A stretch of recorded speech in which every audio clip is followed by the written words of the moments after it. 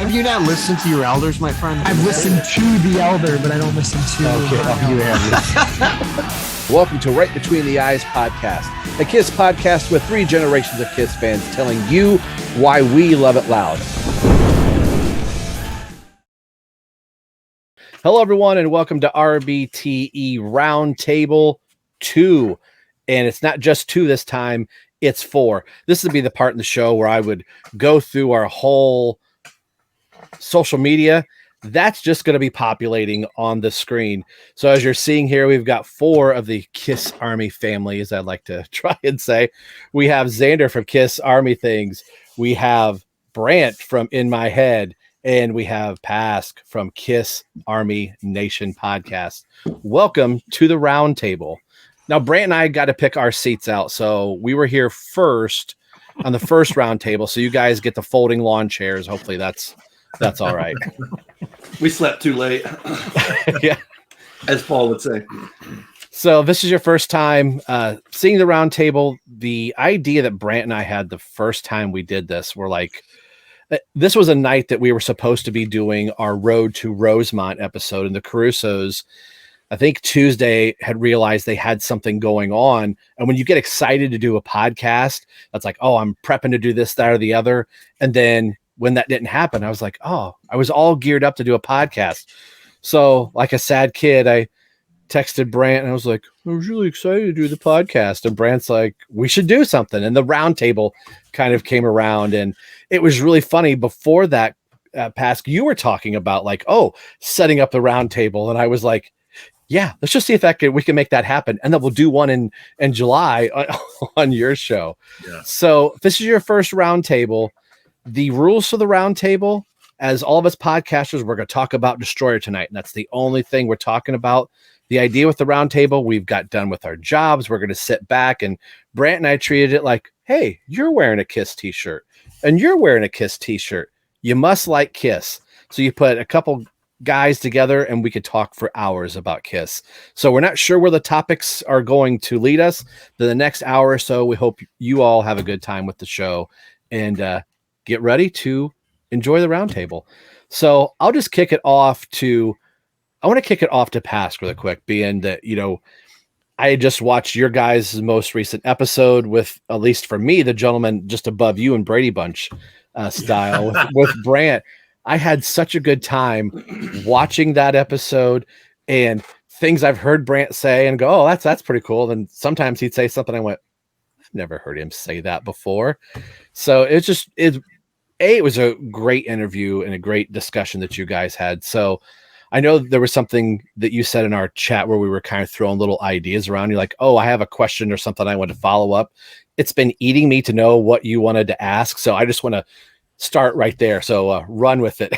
Oh, so you want to start with that one? Okay. Yeah. Okay. So it's interesting. Brant sent us a screenshot of my face and Claudio's face in mid conversation, and we were like, huh?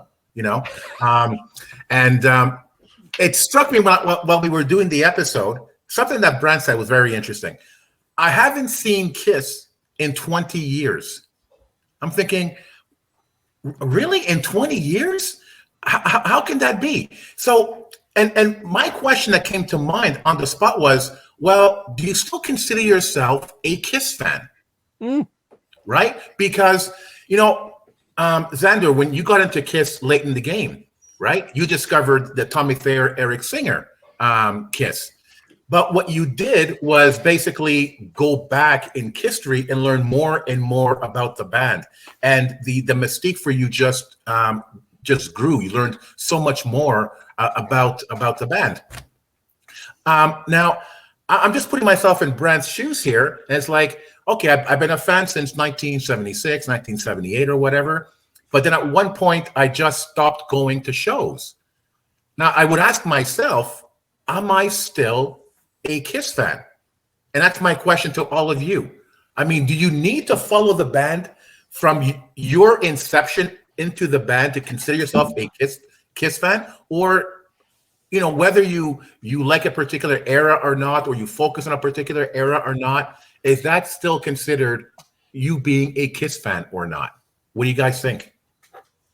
Xander, roll with it. Well, I mean, I can't sit here and say that Brant is not a Kiss fan. He's just not. He's just not a current Kiss He's fan. not a true Kiss fan. Well, I know that's one thing he hates is when people say that the true. And I'm with him. I hate when people try and define what a true Kiss fan is. Right. Because guess what? In most conversations, that's not me. Because I wasn't there in '77. I've never seen the original four live. So, if somebody wants to try and say that I'm not a Kiss fan, it's just as invalid as me saying that anybody else is, not a Kiss fan. But, from a personal standpoint, I've, kind of thought about this myself when I hear people talking about the current lineup and they say, I don't like Tommy and Eric wearing the makeup. I don't like them playing these songs, stepping into this role, or even a couple of years ago when they were wearing the Creatures outfits, when Eric Singer was wearing Eric Carr's outfit. I understand that rubs people the wrong way, but I just don't think that it's, right to say that somebody is not a Kiss fan just because they don't follow every single iteration of the band. And so from a personal standpoint, when I think about other things that I like or have liked, for instance, Pokemon. Pokemon's been around since I was a kid. I was around with the original 150, as we call it. And then after that, there was a second generation, a third generation. I think there are now almost over 1,000 Pokemon. And I look back at it, or I look at today's Pokemon, and I'm like, this is not the same.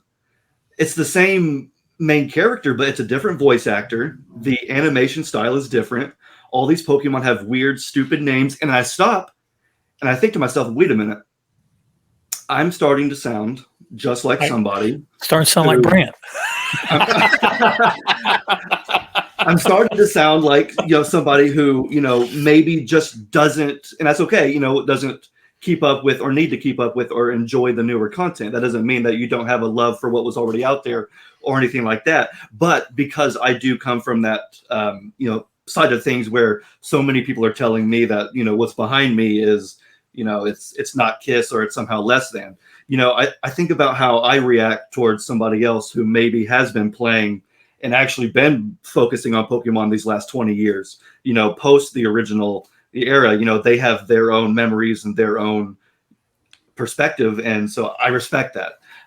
It's going to be kind of the same thing with these upcoming Marvel movies. I watched the first several Marvel movies, and then now post Endgame, everyone's like, oh, well, it's new characters and it's all different. And I'm one of them, but it's also, it's different. It's supposed to be different. Things change, So to try and, I think, whether it's gatekeeping or try and say, well, you're not a fan because of this, you're not a fan of that, it really, takes away from what makes the Kiss community so strong. And that is our differences. You're looking at four people right now who come from, very different places in terms of, maybe it's, location, geography, or just in life, but we're all bound by Kiss. And, we all have the same love for those songs. So regardless of whether one person likes this era, I know plenty of folks who say that the 80s Kiss is, somehow less than because there's no makeup and they were just trend chasing and all that. And, they're, of course, forgetting a lot of songs and a lot of great material. But if that's their opinion, that's okay. If you don't like Sonic Boom and Monster, we won't listen to Sonic Boom and Monster. If you don't like Asylum Animalize, we won't listen to that. I think there's enough to go around to where we can find common ground, and as opposed to trying to separate and say what is a true Kiss fan versus a not Kiss fan. So even though I did, find some of Brant's comments to be kind of not like hurtful, but when he said like, I don't respect Tommy Thayer, I have no respect for him, he's my least, I was like, oh man, but that's okay because that's his opinion. And there's probably a reason why he thinks that way. And I also think about how much I love Kiss. What if I was a fan back in '77? What if I saw somebody else take over the spaceman? Like, who are you to come in and think that you can be that guy and just pretend like you're the one that, I get that. And I respect that. And so I don't usually make a big fuss about it. I just try to focus on, usually the positives and what binds us. And, that's, of course, Kiss in one way or another. So that's my long-winded answer to that question. What he said. I think I was going to make I was talking about comic books off camera, and I was doing, a Robin podcast. I had 137 episodes under my belt. Something changed in the regime at DC Comics, and I was like, It's not for me anymore. They have showed me the door, so to speak, and I have, you can see some of the Robin stuff up over here, and there's comic books all around. And because of a change, I'm going, that's not my Tim Drake, who is the third Robin, to get a little nerdy. And that's not a true Robin. But for the Robin that's in the books right now, that could be somebody's first book. You say in the comic book community, every comic book is somebody's first comic book. They're coming into that ground floor at a certain time. So just because I'm deciding to walk away from that, does that mean I don't like superheroes anymore? I'm excited to go see the new Flash movie that's going to have Michael Keaton and Ben Affleck in it. But because I haven't been actively pursuing and talking about it, does that go, well, I don't like Batman anymore? I don't like, I haven't liked Metallica since Saint Anger. That doesn't mean you're still not a fan of it. It just means there was a fork in the road and you went off, but there's somebody on the road behind you that is picking up that legacy or whatever and continuing on. You were talking about, Eric and Tommy being in the makeup. Eric had said at not a convention, on a Kiss cruise, if it wasn't me in the makeup, there would be somebody else doing that. And I would go, if Kiss gave me the opportunity to wear that iconic makeup, heck yeah, I would jump behind those drums and be able to do that thing. So like we've all been saying, it doesn't matter where you're coming in at. A buddy of mine used to say, don't yuck on somebody else's yum. It's one thing to be able to say, it's not for me, but it shouldn't be past that stupid that you like blah, blah, blah, or whatever that might be. So that's my short, long-winded answer. I think you can be a fan of something and not participate in something current and going, my fandom goes from 1974 to 1981. And that's just the bubble that I live in. I'm aware everything else is going on, but this is where I hang my hat. Mm-hmm. Absolutely. My turn. You've said enough. No. You said enough, you hurtful man. You started this. No. Yeah. You started this. Now sit there in silence. So let me, I'm not going to turn on the backup, the beep beep. I'm not going to turn that on. But I will say this, just as I kind of haven't really followed, I'm not saying that I haven't followed Kiss or continued to collect Kiss. It's not that I haven't continued to buy their albums. I bought Sonic Boom. I bought Monster.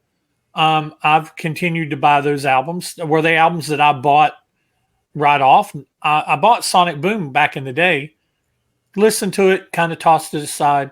I didn't buy Monster until I reviewed it. I didn't have an interest in it really. And it's without me getting into just like this multifaceted answer that goes down a bunch of different rabbit holes, I'll try to make this cliff notes as much as I can. I consider myself a Kiss fan, even though I've not gone to see the band in 22 years. The farewell tour was my last tour. But I've continued I listen to Kiss every day. I have a playlist that's Kiss and I listen to them every day. And then if the song hits and I'm like, ooh, it's just a random playlist. And if a song hits that's from a particular album, I'll be like, ooh, and I'll go to album and I'll start at the beginning of that album. Funny thing, Pask, y'all asked me, one of the questions you asked me was rapid fire questions was least favorite Kiss album. Almost without even hesitation, I said Monster. I'm not a fan of the album, but I was listening to my random thing today, a random playlist, and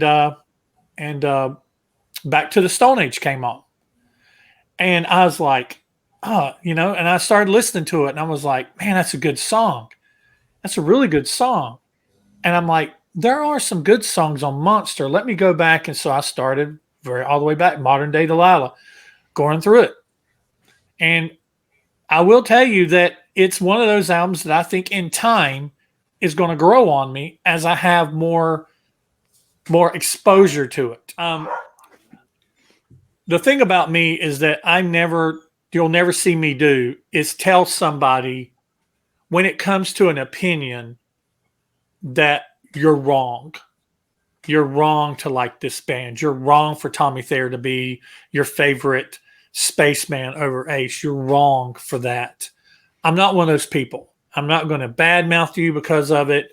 I'm not going to do anything like that because whether it's your era of Kiss that you was first exposed to or not, because sometimes age doesn't matter. Like I know somebody that is probably younger than Xander's age, that it's all about how you're cultivated as a Kiss fan. She's younger than Xander, maybe a little bit younger, maybe mid-20s, but the plain and simple fact that her mother is a old school Kiss fan, she's known about Kiss since she was 2-3 years old, and she is more of a fan of the older version of Kiss than she is of the new.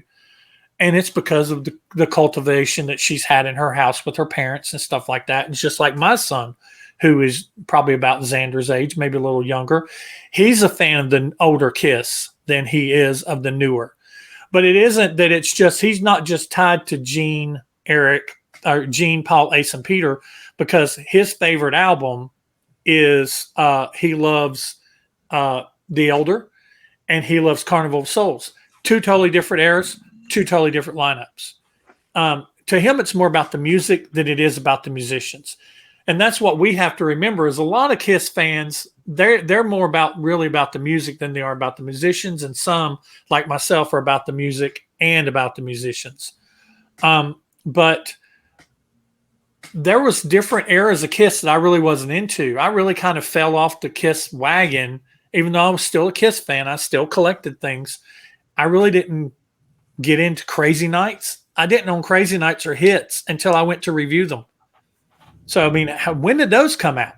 80s? 89 and 87. Yeah, so 30 years these albums were not in my collection. And I didn't buy them until I actually went to review them. I'm like, well, I'm going to review them. I'm not just going to stream it. I'm going to buy them. I'm going to have the whole package and everything. But my Crazy Nights vinyl is original Crazy Nights, first run or first press, and it is still sealed.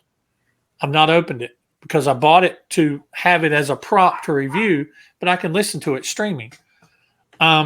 So I do think I'm a fan, even though I'm not entirely into the current lineup. And the problem that I have with the biggest current lineup is not even really musicianship. It's not really so much because I think that Sonic Boom is a great album. Monster may grow on me. I love Sonic Boom. I think that's a great Kiss album. And I find it weird that a lot of people seem to like Monster more than they like Sonic Boom because I think Sonic Boom is just a better album, better recorded and better songs. But I try to listen to those songs with my ears more than with my eyes because I'm one of those people that's in the camp, and I know that this is not popular opinion by probably anybody on this panel right now. That to me, I wish Kiss would have took the makeup off years ago and would have went back to like Revenge era type stuff because they were becoming a legit rock band to me. They were getting cred. And I just wish that after reunion and stuff, they would have, even if they brought Tommy on, even if they didn't get Bruce back, if they would have kept Eric, brought Tommy on and go back into that, make albums like Sonic Boom without the makeup. But I also understand that makeup sells albums and makeup sells tickets and the show sells tickets. And like Pask was talking about and Claudio was talking about, that when they go to a Kiss show, they go for the experience. They go for being with the crowd and being with this, that, and the other. And I do feel like that I hear about these concerts that all you guys have been to, you know, the Rock the Nation tour and all these tours that Kiss have done in the last 20 years. And part of me does feel like I possibly missed out on some stuff. I possibly missed out on some real good concert experiences, some real good shows. And set list changes. You missed a lot of songs. Set list changes. And so that's why, you know, but even with me purchasing the ticket to go to see Kiss, Kiss is playing 2 hours away from my house in Knoxville, Tennessee. It's about 2.5, little under 3 hours from my house. I don't have tickets to that show. I bought tickets to Chicago. Why did I buy tickets to Chicago? Because two of the guys on this screen with me are going to be there. And so in a way, I'm going more for the experience and being with fellow Kiss fans than I am going to see the band. But when I get there and see the band, I'm hoping that I'm just blown away. I'm hoping that, honestly, I want to come out of there kicking myself going, I should have saw more concerts over the years. It'll be kind of bittersweet if that happens. And, you know, and then to address something that Xander said, sorry I hurt your feelings about Tommy. I think with Tommy, I don't know. I don't have nothing against the guy personally. From what I hear, he's a super guy, and I even follow him on social media. He appears to have a great work ethic. He appears to be him and Eric both are Kiss fans. That's why they're where they are. They're Kiss fans. And so when I say I don't respect him, I don't know if that's exactly the right word. I just don't know what it is, why I have more of an affinity towards Eric than I do towards Tommy. But then, like I said in the video that I did with Pascal and Claudio, is I actually like Tommy's songs a lot better than I do Eric's sometimes, and I don't know why. Maybe it's the space thing. I don't know. But what Rob said here, and then I'll shut up. So I've been talking for about 10 minutes. And people are like, God, shut up. But no, if Kiss was if my phone was to ring right now and it was Gene Simmons, and he's like, hey, Brent, Eric's not able to play for us anymore. We want you to come play. I'd be like, send me my plane ticket. Put me in the makeup. Send me my plane ticket. I want to create my own. Yeah. And I would honestly, I would be like Eric. I would proudly wear the Catman makeup, and I would proudly get called a scab. I would proudly wear the Catman makeup because that was my original favorite member of the band. Whenever I became a fan back in '77 when I was 8, it was Peter. Peter was the one that made me. I had started playing drums maybe a year before, but it was Peter that kind of really dug me into playing drums and playing along with Peter on a live too. So yeah, I do think that you can still be a Kiss fan, even if you don't go to the show, because some people don't have the finances to go to shows. Some people may not have shows come near them. They may be disabled. They may have financial limitations. They may not have a car, not have a job, but they can still listen to Kiss, every day like I do. And, they can still collect, or maybe they don't collect because collecting is expensive. Maybe they don't have maybe don't have financial ability to do that. But I think that you can still be a Kiss fan without ever seeing them in concert. No, obviously I was playing devil's advocate because I agree with all of you. Of course, you're still a Kiss fan, and that's the beauty of this band, right? They have a 50-year history, and there's so many different aspects of the band that fans could choose to follow or not. It's amazing to be a Kiss fan in that respect. I remember in the early '80s, I checked out of the band. I said it in my podcast that I was told that Kiss was the root of all my problems, and I believed them. So I discarded them from my life. At that time, I was no longer a Kiss fan. I was checked out. You, Brent, never checked out. You were always there from the very beginning. So I agree with you. No one has the right to tell you that you're not a Kiss fan because you're not following this part of the band. Absolutely not. I wanted to dovetail off. Are you still a fan? I noticed it with Xander when he and I did Eric Singer's birthday episode. That was on your show, right? Right. And I was holding up some different Eric Singer, like, oh, he played on this Gilby Clarke album, and oh, he was on Avitasia, and oh, he's on this album.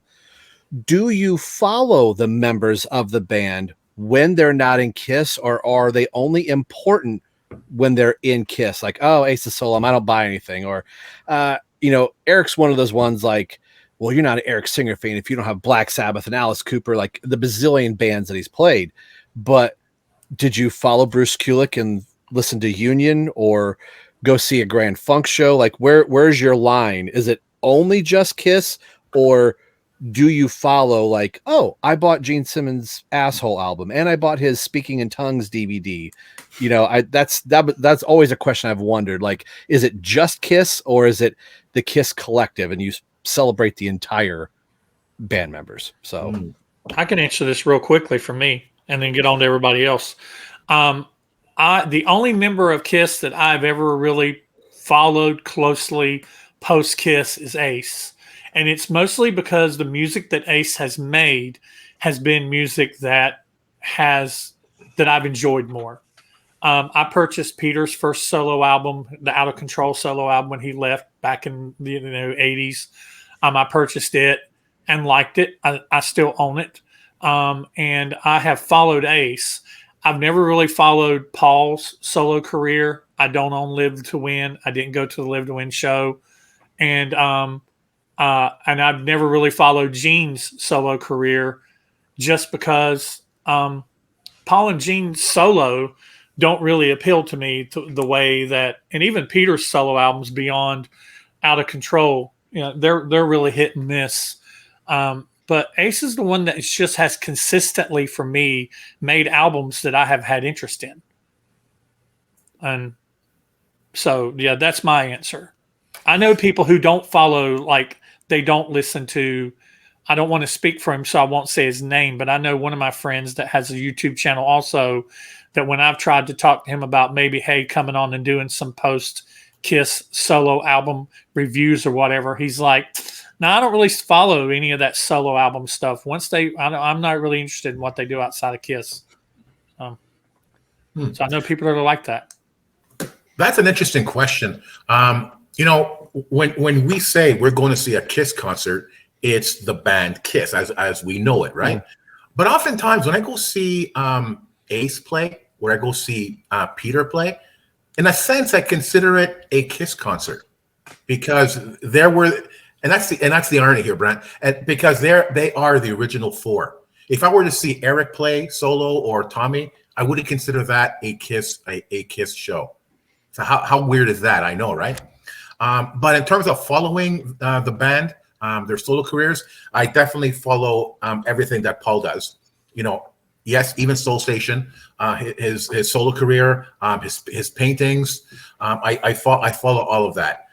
Gene as well. I didn't like his A-Hole album at all. That era, I didn't like. But his solo shows that he's done recently, I've really enjoyed.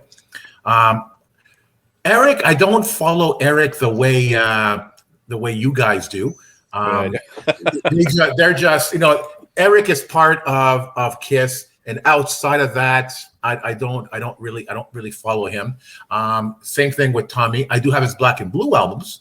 That's as far as I'm going to go with that. But I'm not really a follower. I follow Bruce a lot more now because we're hearing so much more of the 80s Kiss stuff, music that we wouldn't normally hear through the actual band. So I'm following Bruce as much as I follow Gene and Paul now. Nice. I'm curious about Xander.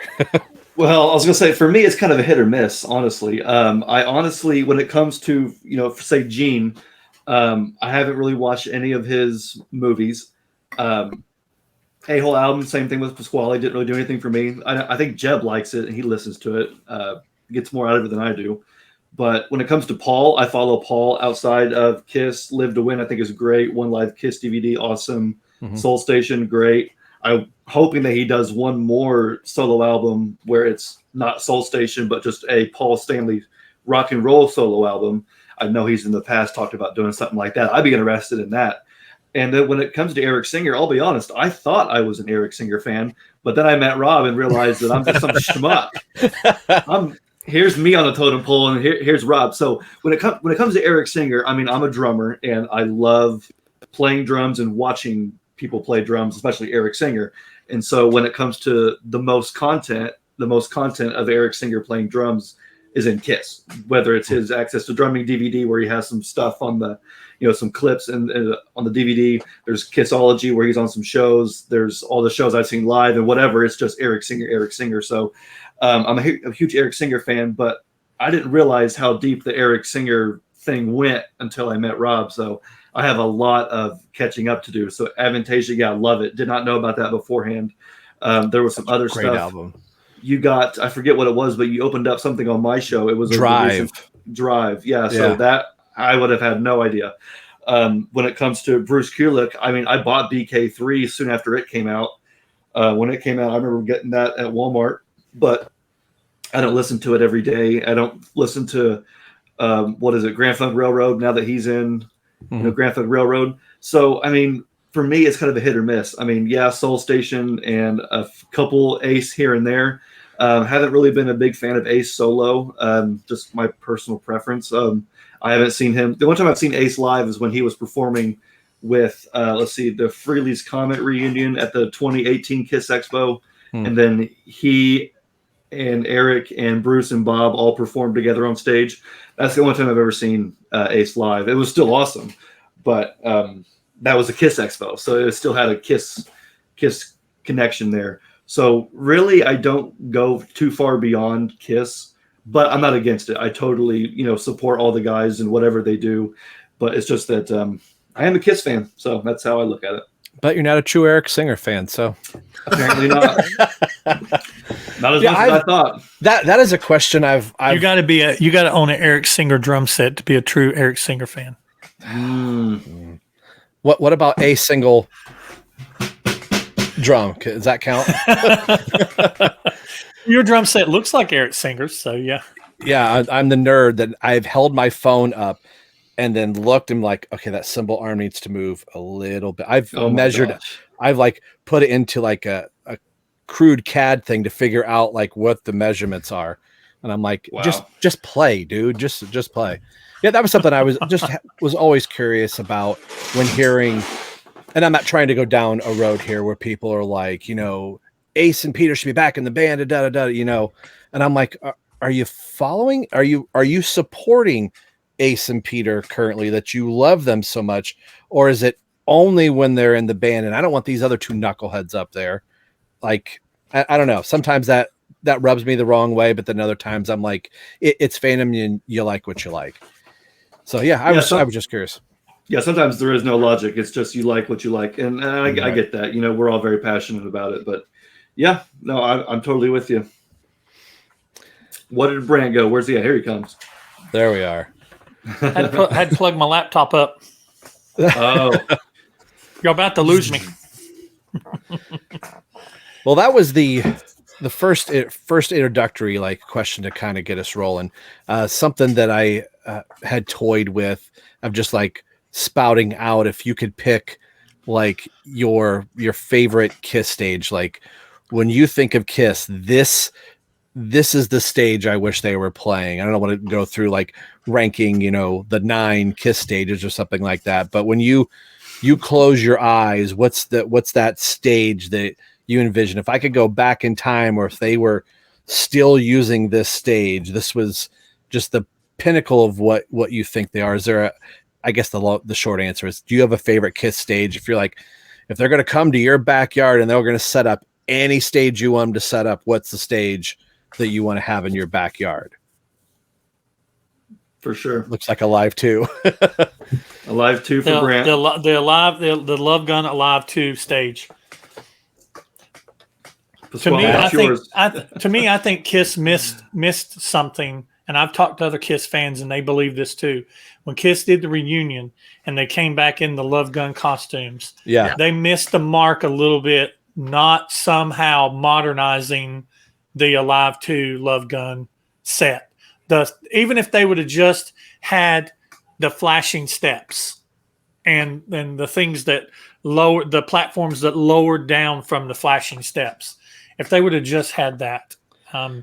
There was something sorry to cut you off, on the reunion tour, being in Tiger Stadium and going, boy, that's all the amps that they have, and the amps, would come up from the ground. I thought, what a bizarre stage effect of like, I was thinking, we saw those pictures when they were on the Grammys and thinking they're in the Love Gun costumes. We're finally going to see that stage, and the reunion tour stage, I got to admit, was one of the most boring Kiss stages I've ever seen. Like, it's the reunion, and you're going to have these amps that are just going to kind of rise up and like, oh, now you got 45 amplifiers. I mean, cool, but yeah, I agree with Brent. That was a missed mark. But I was in Tiger Stadium seeing Kiss, and I think I've said before on our show, we had just seen the Tigers play 2 weeks prior, and we were third base side of the stadium, and typically we were sitting behind the players' wives, so we could tell when their husbands were going out. Nancy Lopez was a golfer, if you're familiar with her. Her husband was Ray Knight, so we got her autograph, yada yada. So my best friend and I were like, do you realize 2 weeks ago we were sitting just 2 rows down seeing the Tigers, and now we're on third base side and Kiss is all the way out in center field? That was really weird, but that was my long answer. Sorry to cut you off, but that's okay. Yeah, Alive 2 for me. No, I agree. Love Gun for me as well. It's such an iconic stage, and I hoped that would have been the stage for the reunion as well.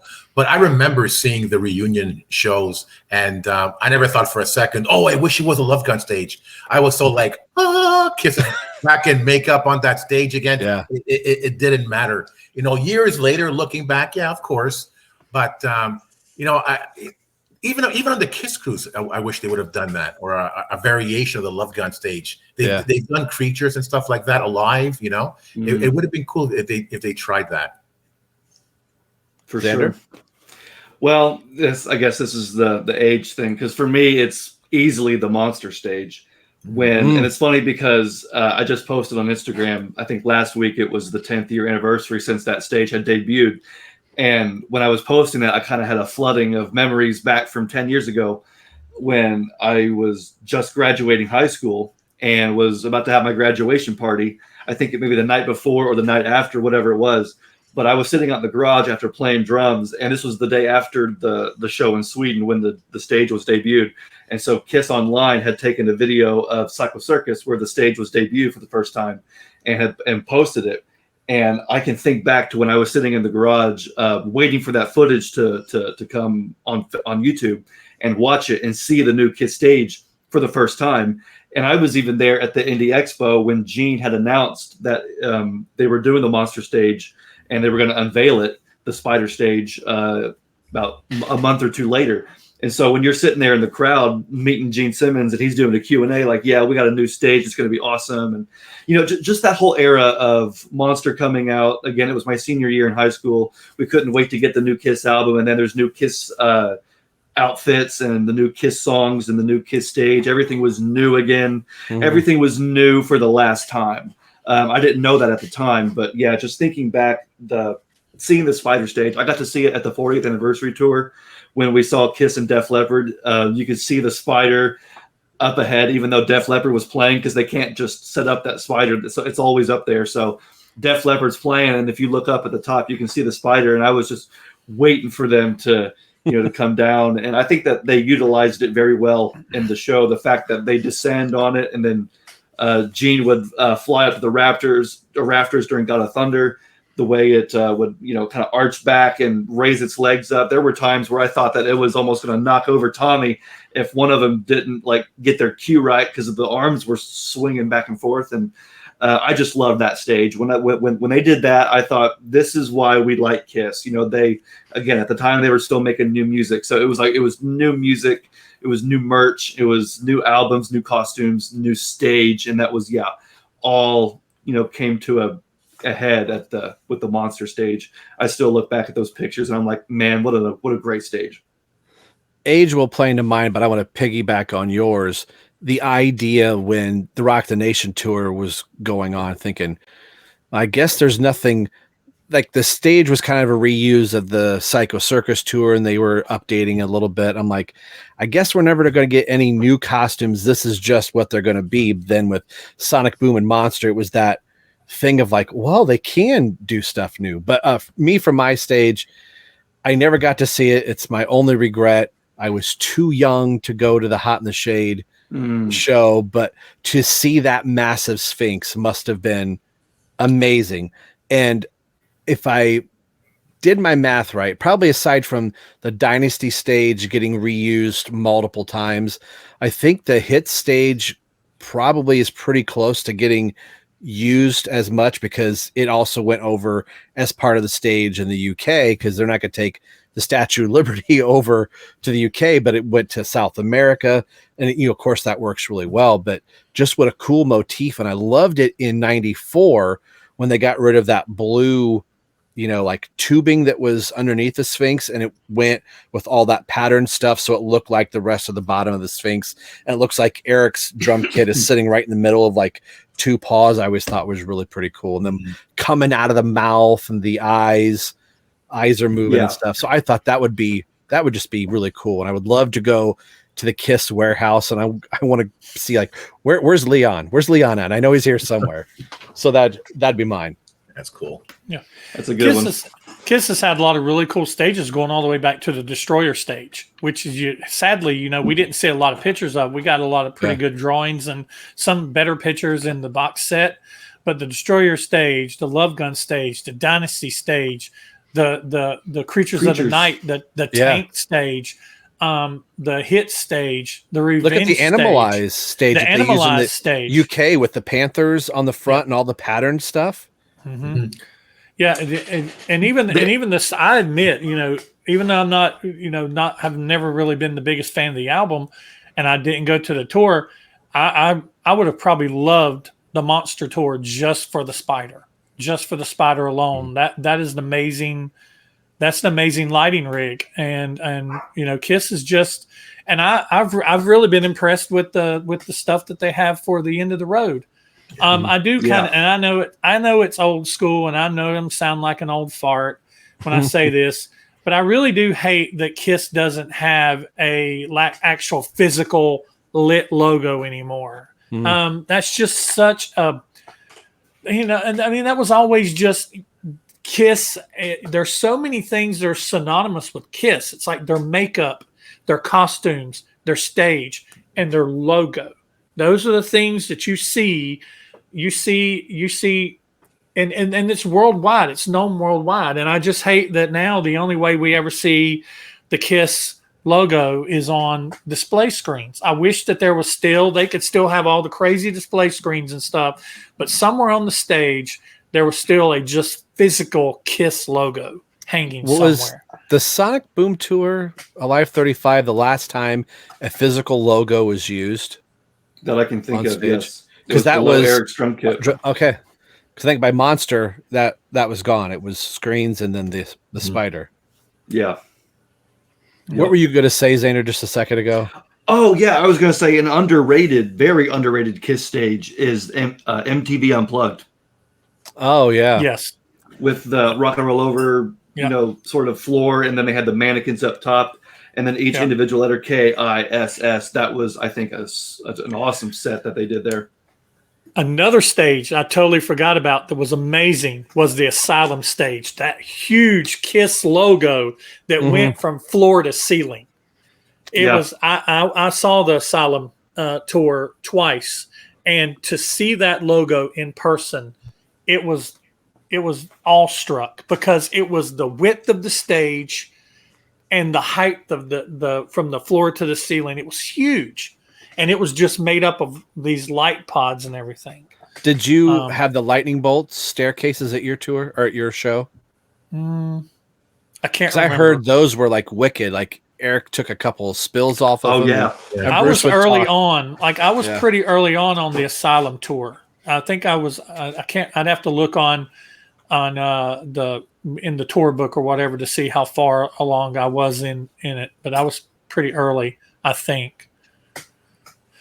Yeah. One other cool stage, and I'm kind of piggybacking off what Brant said, was the Crazy Nights stage, mainly from the video Crazy Nights, which was very similar, where the huge KISS logo, it was just massive. And then, of course, you have Eric's huge drum kit. But when I watched that video for Crazy Nights, I'm like, now that's how you do KISS without makeup. They still have the big show. They still have that, that look to them. But no, that was an awesome stage. I didn't get to see that tour, obviously. I was like negative 12, but whatever. I think some of the aspects of the Asylum tour, the Asylum stage, got reused in the Crazy Nights stage because it does look very similar to it, but not exact. It's almost like, and I always wonder, because I used to work in production and motion picture production and behind the scenes type of stuff and rigging. And it always makes me wonder, do you think it's very coincidental that 2 tours back to back, the hits that has the Sphinx, Leon, and Revenge right behind it, that has another piece that's center, that has that has some animatronics to it, that eventually at some point in time the Statue of Liberty turns into a skeleton. It makes me often wonder is if on the back side a lot of that rigging was reused and they just changed the skin, like a skin to it. Because designing stuff, you can have the back end can be one thing and you can put a different skin on it and make it look entirely different, but on the back end of it, it's actually really the same. Yeah. Yeah. It's possible. Rob, there's something that you mentioned whenever me and you were kind of chatting back and forth, and I would like to get everybody's thought on it. We were talking about you had talked about how in Pasks and Claudio's, where I was talking about how I didn't like that Eric's stuff. It wasn't that I don't think Eric's not a good singer. I think Eric's an amazing drummer. I love Eric in the 80s era of Kiss. Carnival Souls, Revenge are 2 of my favorite drumming Kiss albums, and Eric's all over those. And you said I was talking about how it sounds forced and stuff like that, and then you said, well, it makes you kind of wonder that when it comes to them being in the band, somebody having to, if they play 2, and I'm kind of paraphrasing, if somebody that's not an original member plays too close like an original member, they get chastised for being a copycat. But if they don't play and they kind of go out and do their own thing, then they can't play Ace's solo, or they can't play like so-and-so used to be. How do y'all feel on that? How closely do you feel like that Eric and Tommy in now, or people that have been in the band in the past, how closely do you feel they should have played to the original? What is it, on a song by song basis? Because some songs, some solos are so iconic and such an integral part of the song. Like you don't want somebody going off in left field and doing their own thing on the solo in Detroit Rock City. It would totally change the vibe of the song. So I remember hearing like watching like Animalized Live and Uncensored. When do they do Deuce in that? Whatever show I was watching way back when the solo for Deuce came on and Bruce is playing, I'm like, why does it sound different? Like, can he not play that solo? And then, his solo is spot on for Tears Are Falling. And that's when they were giving him the free reign. But now people are like, oh, he's trying to sound like Ace, Tommy. Like, we'll all go watch YouTube videos and watch these 12-year-old kids just nail whatever solo it is. Like, oh, that's perfect. That's great. Tommy Thayer does it. No, fake Ace. He's trying to sound like Ace. That's the solo. Did Kiss let that go on too long of like, we don't need a whole bunch of double bass drumming in that. Peter never did that.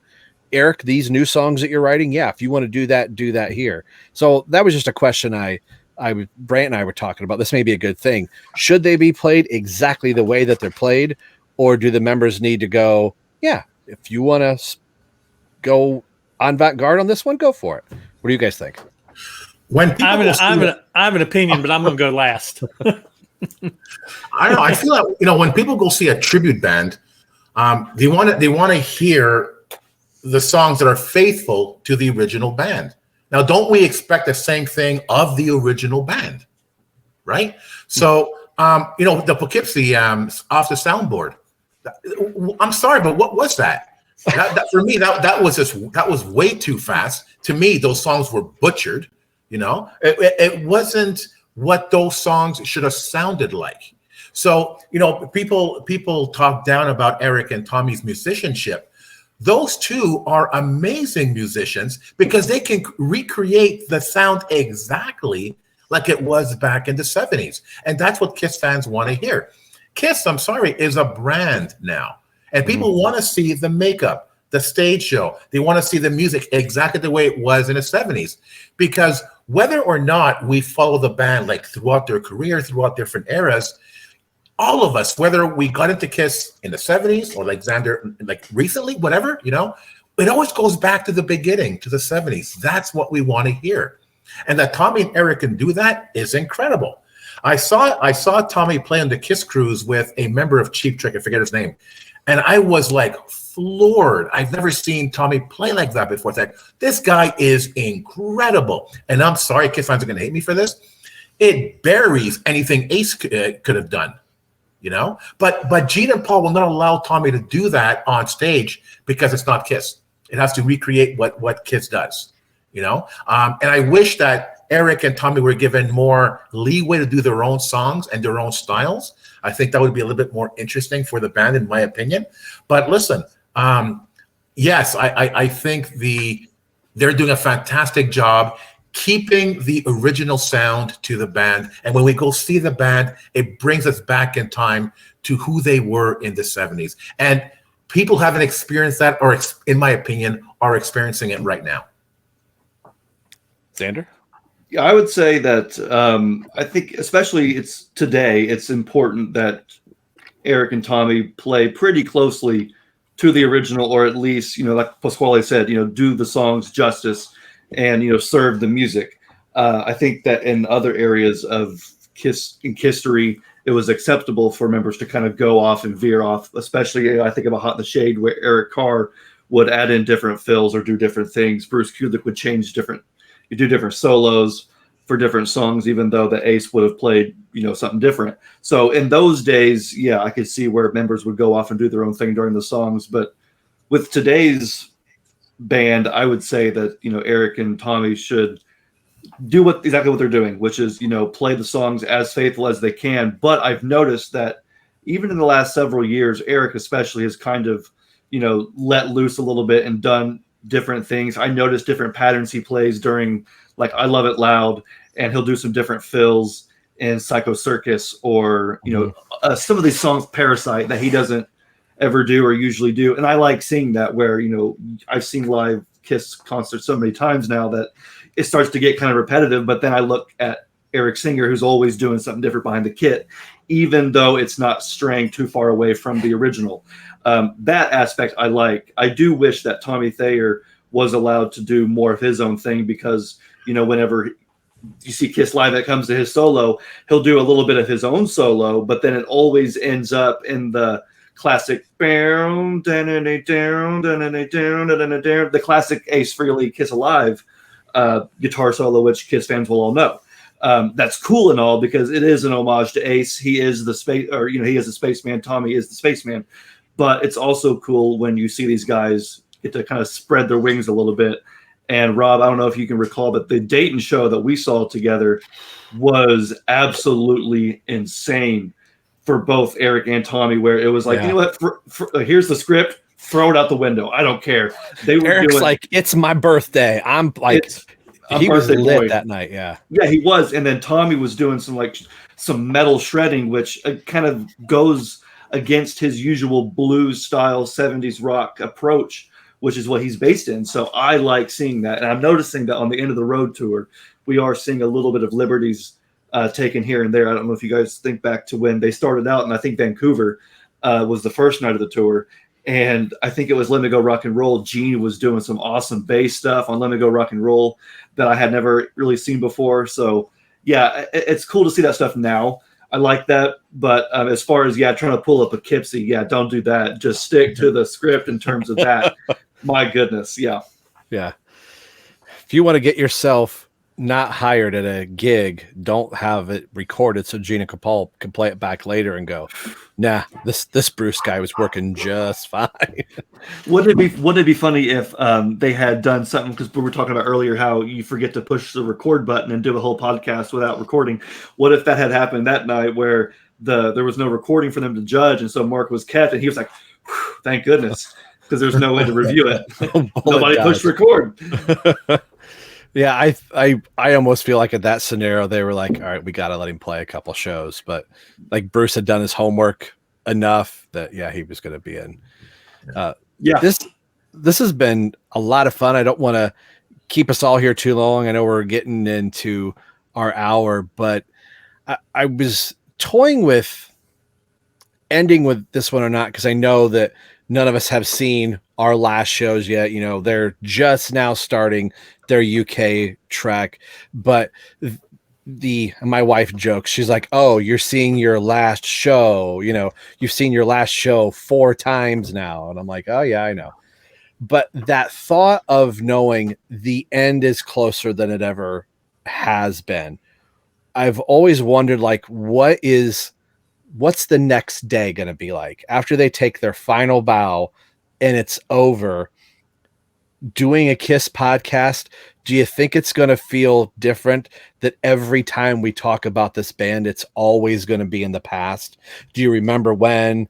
Or we're only going to be talking about the new, oh, here's the new box set they're putting out, here's the new collection of the songs that you already have? I just wondered, like, are you preparing for anything like that, of what tomorrow is going to feel like?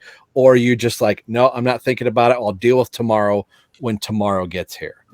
So I just kind of wanted to sprinkle that in for our final little topic tonight. Who wants to go Whoever first? I'll tell you what, I'll go first. So, okay, wait, what was the question again? The last I guess part? the last part is, what's tomorrow going to be like for you? Are you only just concentrating on the here and now? Or are you thinking, like, what's it going to be like when it's over? Yeah, so I've thought about that, and I think, quite honestly, everything is going to be the same. I think that, you know, we're all going to wake up. We're all still going to be Kiss fans. We're all going to have the same memories and the same love for the band. There just won't be a, you know, next show, which obviously is the lifeblood of, you know, or which is a huge part of this, at least for me, is, you know, getting out and getting to see the band and going to live shows. Now, having said that, I never would have guessed that. I'm having a lot of these, I'm sure we all are, you know, reflections as we're approaching the end of the road. But I can think back to when I was 15 and I had tickets to see Kiss on the Hottest Show on Earth tour. And I never felt more excited. And I was so happy that I was able to still see my favorite band. I never would have guessed that double that 15 plus 15, almost 30, you know, double that Kiss would still be around. So I think the thing that I'm feeling the most is gratitude and just like mind blown that they're still here. So I'm hoping that, yeah, once that day comes where we have seen the last show and it's post, you know, New York City, December 2nd, that everything is exactly the same, that, you know, we have all the same memories, the same albums. Doing a podcast will be different because, especially for us, our podcast has sort of become a diary of the end of the road tour, where we started out kind of in the pandemic going, we can't wait for it to resume. And then it resumed, and we've done like 3 or 4 with more on the way, you know, show reviews. And we've talked about the different set lists, and, you know, we've analyzed this tour from top to bottom. So yeah, it's going to be weird not getting able to see Kiss and knowing there won't be another full-fledged tour like this. But I do think that, you know, there's always going to be, another box set. There's always going to be recordings for us to buy. There's always going to be merchandise coming out. I think Kiss has done a pretty good job of almost like compartmentalizing, where, you know, they almost realize that they have so many different fans that are from so many different eras. You know, for instance, like they know that, you know, they have fans like Brant who respectfully haven't gone to see them live. And so, you know, but Kiss doesn't, you know, they still need to cater to those fans. Those are still fans just like anybody else. So they will always sell merch with Peter Nace's face on it. They will always sell merch, you know, from those albums. And then you have, you know, you get the option to go see the band live. And they have, you know, merchandise here, and then the box set here, and all these different things that appeal to all of us fans. You know, that is not going to go away. It's just the fact that we won't be able to see them face to face, which, yes, it's going to be awful. It's going to be a weird feeling, but I still think that we're all 4 going to be just as big as Kiss fans as we are now. God willing, all of our shows will continue, and we're all just going to be here having a good time, whether we're on camera or not. So I think that even though, it's going to be weird and different for all of us, regardless of where we came in the band, everything will be okay. I think it begs the question, what kept Kiss alive all of these years? Was it really, you know, the release of new music? Was it really the all these concerts? I say no. I think it's us. It's the Kiss fans. It's our collective experiences that kept this band alive, that kept the memories and experiences that we have of this band alive. And after the final show, none of that is going to change. It's not, for me anyway, it's not going to feel different. Listen, I'm 55 years old, knock on wood. I've lived my life so far having no regrets. And that's my goal in life, to live my life without any regrets. Now, in terms of my Kiss world, I've done everything I possibly could within this world. I've gone to so many shows. I've done the expos. I've done the cruises. I've done the meet and greets. I've done the guitars. I've done all of that. So all of that is just basically part of the experience. And yeah, Kiss may end as a touring entity, but as an experience, it will never end. Through our podcasting, it will never end. The merchandising will never stop. I'm sure there's going to be expos. There's going to be auctions. There's going to be tribute bands out there. It is never going to end. And I think, our collective podcasts, the episode after the final show, what is it going to be about? It'll be about our memories of what we just witnessed at the end.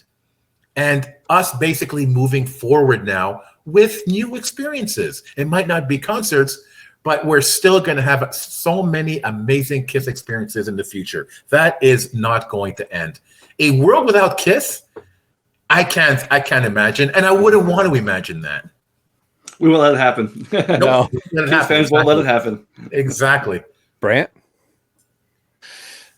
Well,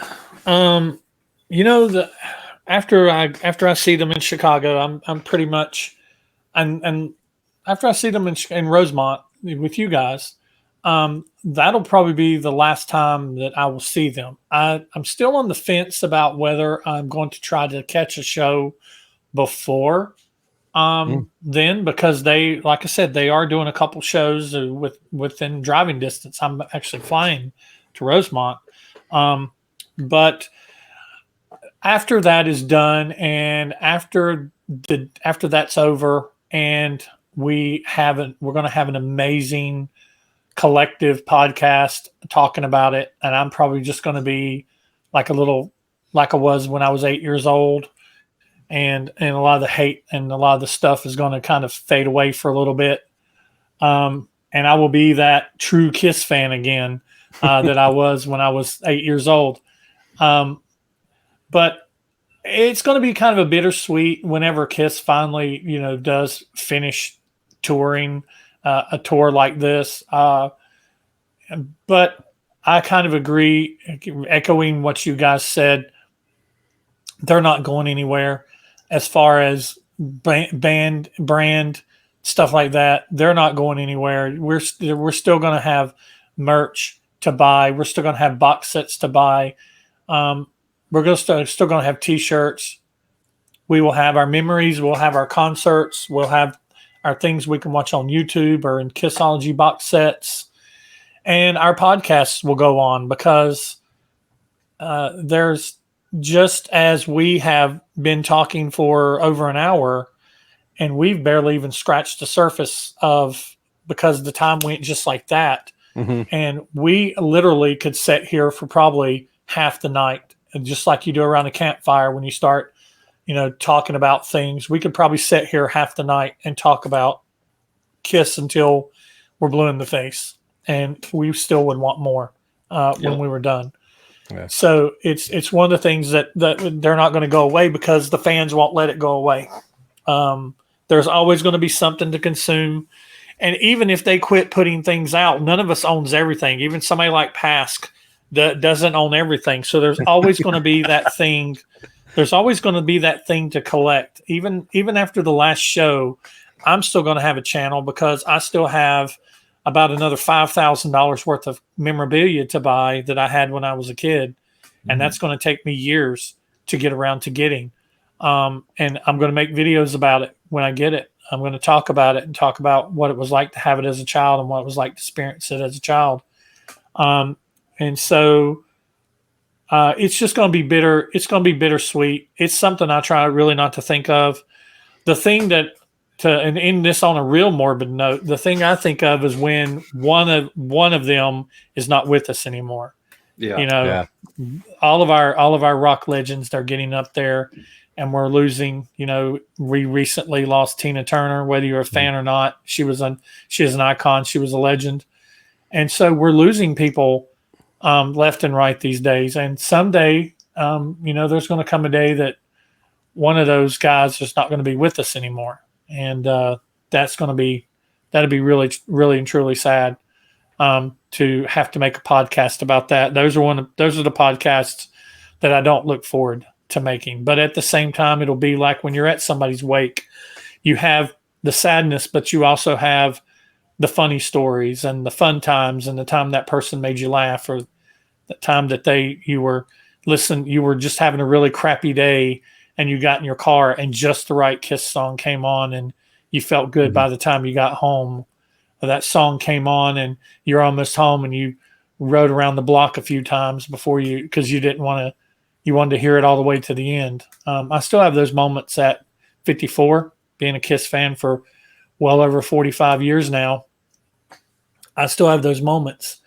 So, yeah, it's going to be bittersweet, but, you know, all good parties have to come to an end, but it's going to take a long time to clean up all the confetti.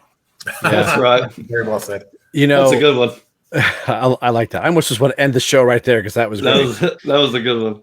You know, I think I've seen 4 shows now. Rosemont will be 5. At every end of the road show, when it was over, I was expecting to feel something like not let down or anything like that, but just this. I thought this wave was going to happen of like, I just saw my last Kiss show. But even though my wife likes to pick, I think I knew in the back of my mind, I'm going to see him again. I know I'm going to see him again. And knowing that the Rosemont show is the 4th show before the last one, and that I'm getting to see it with now some close friends in the podcasting community.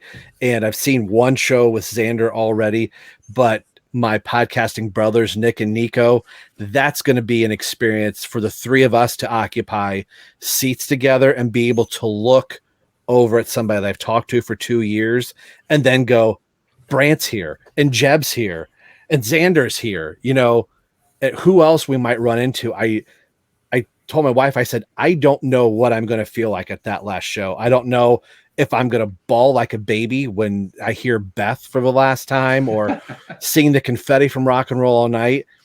I don't want to be broken, but I just want to have that moment of going, I just saw my band take their final bow, at least in front of me. And I want to live in that moment. In the Dayton show, as they were cleaning up, talking about sweeping the confetti, I sat there for a little bit and just watched. As everybody left, I knew I was just going back to the hotel. I just wanted to watch because in that moment I thought, I want to take this in because there's going to come a time where I'm not going to get to. So doing shows like this and getting just to talk to you guys and do this round table, I'm glad this thing organically started with Brant and I like the idea that this round table may just be traveling through different podcasts and stuff. It's on tour. Yeah, the round table is continuing. So before I let everybody out of here, plug your shows to tell people where they can go to see your shows. Let's start at my bottom with Xander. Where can people go see your show at, brother? Check us out on YouTube at Kiss Army Things. We're also on Facebook and YouTube. And for anybody who is a fan, for better or worse, of Kiss Meets the Phantom of the Park, you may want to check out my channel because I got another epic edit coming soon. So be on the lookout for that. Pask, how about you, brother? You can find my show, the Kiss Army Nation podcast, on YouTube, on Podomatic. There we go. On Podomatic, iHeartRadio, Spotify, wherever you listen to podcasts. You know, we do a lot of interviews. It's about the fans. Please subscribe. Please support us. But you're not supporting us. You're supporting our guests because we want to hear their stories. Their stories deserve to be told. Brant, brother. Yeah, so you can find me on YouTube, In My Head channel. You can find me on Instagram, In My Head channel, and on Twitter, In My Head channel. And You can look me up on you basically get on any pod thing, iHeartRadio, Spotify, and I think my podcast is actually hosted on Podomatic. I'm mostly a video podcast. I do upload some of mine to audio, and but yeah. So yeah, if you haven't never seen me before, of which a lot of you have. But if you haven't seen me before, subscribe, and and it's about supporting the community. And I want to throw something in before you leave. I was just sitting here thinking something. I almost got a little emotional. So there's a very good chance that I won't get. I was just sitting here thinking about my schedule between now and November. Extremely busy summer. There's a very good chance that I won't actually get to go see Kiss between now and when we see them in November, and then a few days later. Is their last show, and the end of the road, the end of the road tour, and so I was just sitting here thinking, you guys are going to be with me, and be able to be a part of my first show in over 20 years, and possibly my last show, and I'm not trying to make this about me or nothing, but I mean that's pretty cool that to experience that, guys, with you guys, because you guys are part of my life. Everybody that's been on my show, or everybody I've been on their podcasts, you guys are part of my life. So it's going to be an honor to be able to experience it. I'm excited. Yeah, I can't wait. And of course, you're watching Right Between the Eyes. We are going to start the Road to Rosemont series coming up. Over probably the next 6 months, we're going to probably tentatively do 6 episodes. We may squeeze a couple here and there, but it is going to end, if everything goes right, with all of us being in one place, even if it's just a 15 quick little minute video. But it'll be great to see where this series goes and where we're all going to be able to be in one room. It just won't be 4 or 5 squares. It'll be one screen with all of us. So that's going to be crazy. Yeah. I can't wait. It's surreal to think about. It really is. It's just surreal to even think about. But you can follow us at RBTE Podcast on Twitter and Facebook, and I'm going to have everybody's information down below. Go like and follow everybody. On the behalf of Nick and Nico, who aren't here, I'm Rob with Xander, Pask, and my good buddy Brant. You've been watching RBTE, The Round Table, Episode 2. We'll see where the table goes next. Take care, everybody. Peace out.